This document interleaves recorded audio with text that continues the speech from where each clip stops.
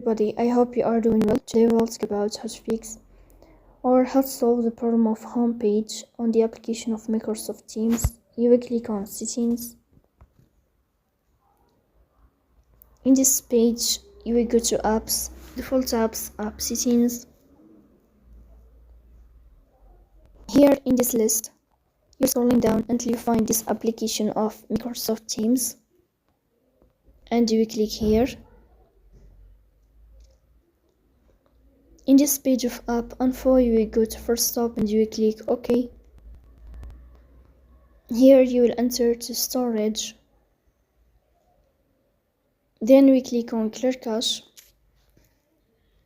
In the end, you will turn off your phone and you will restart your phone again to fix that problem. So please don't forget to support us by like and subscribe.